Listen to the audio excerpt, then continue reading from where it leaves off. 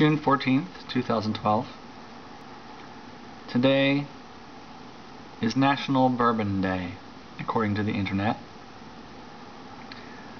commemorating the fact that on June 14th, 1789, the Reverend Elijah Craig first distilled what we now know as bourbon whiskey. I am drinking some Bourbon and Branch here. Bourbon and Branch is just 1 part bourbon, 1 part water, preferably filtered water, distilled water, creek water, rainwater, tap water will do, and ice. My taste for fancy pants bourbons comes and goes. You know, a few years ago, Laura and I were buying lots of it when we would go to the States, either to Buffalo for day trips or down to Florida for American Thanksgiving.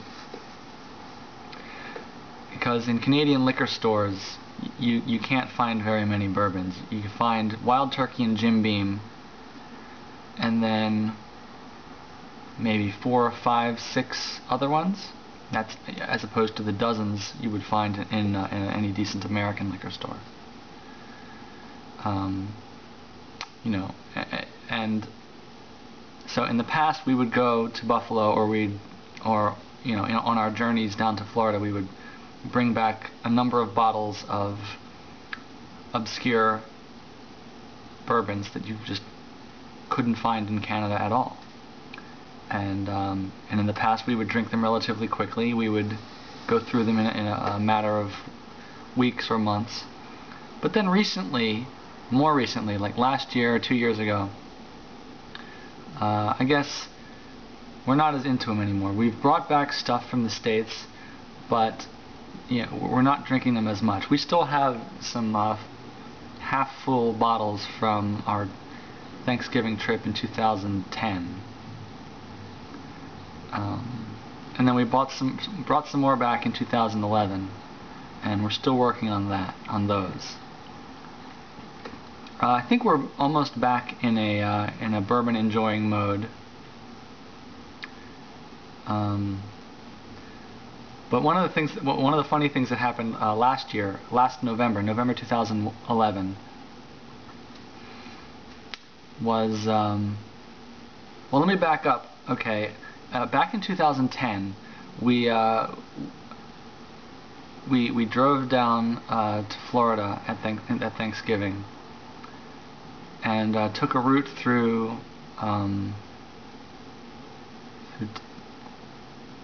Tennessee. So I thought, in Tennessee they've got to have some decent selection of bourbons in the local liquor stores, right?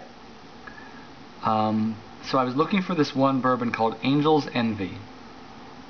I'd read about it online, that it was this new bourbon that had just come out, new fancy pants bourbon that had just come out, and it was bourbon finished in port wine barrels. Now that's a bit of a gimmick, I think, maybe, but I was intrigued nonetheless. I'm a sucker for that sort of gimmick.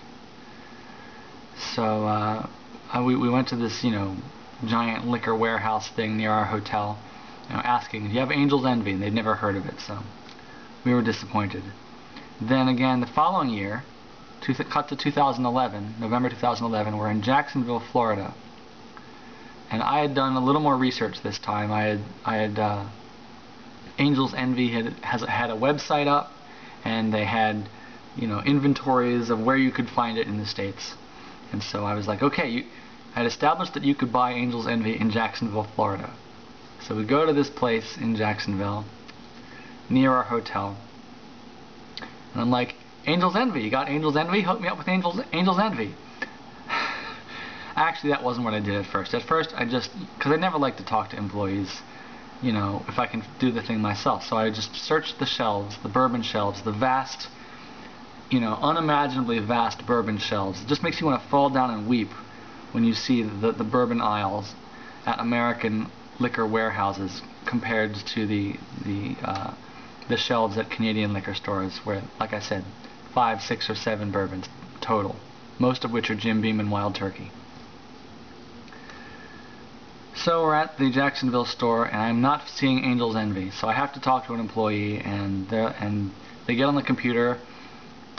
Yeah, we have it in stock. You don't see it on the shelves? No, I don't. I've looked over and over again, and I know that it's a bottle shaped like an angel. It comes in a bottle shaped like an angel with wings. And I'm like, oh well. So they go and send out an employee, and they help me. They look on the shelves just like I did. And Laura and I are wandering the aisles for 10 minutes maybe. It wasn't really that long, but 10 minutes in a store when you really just want to pop in and out is a long time. So after looking for a while, eventually an employee goes into the back room and comes out with the bottle. Shaped like an angel with wings. I don't know if you can see the wings. The wings are on the back of the bottle, printed on the back of the bottle, so that when you look through the bourbon, you see the wings. And it's quite good, quite delicious. It was expensive, not ridiculously expensive, not like single malt scotches or something like that. But I think it was $50, which is expensive. Anyway, we drank a little bit of it at a time. It's pretty good. I've had some tonight. It's pretty good. But like I said, you know, our tastes come and go, and for this stuff comes and goes, and so we're not like guzzling it all the time. You know, when I want to have sort of just weeknight bourbon and cokes, I just use Wild Turkey and a Coke. You know, regular 80 proof Wild Turkey. It's the only Wild Turkey you can get here. I know in American liquor stores you can get 101 proof Wild Turkey, which I also have some of, but I don't use that for mixed drinks. It's too strong. I'm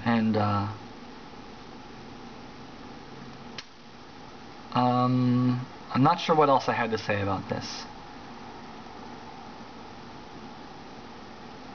I'll just finish drinking this glass on camera, I suppose.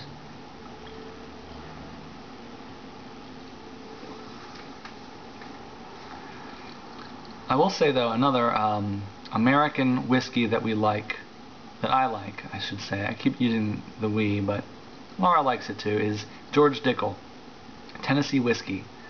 So technically it's not a bourbon because it's not made in Bourbon County and it doesn't involve corn.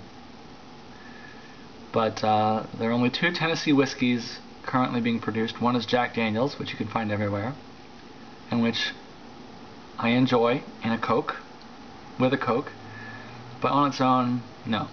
George Dickel is the other Tennessee whiskey. There are a few varieties of it.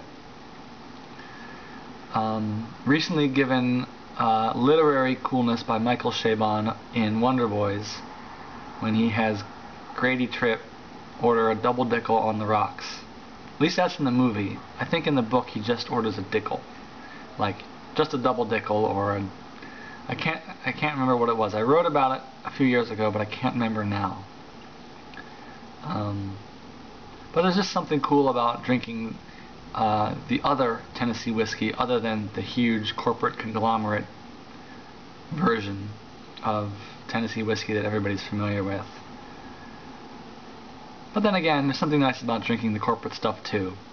It's guilt-free, you can refill it, you can get a new bottle anytime you want. There's no preciousness, there's no weird snob ritual to it. Just like Tennessee whiskey, glug, glug, glug, and all is well.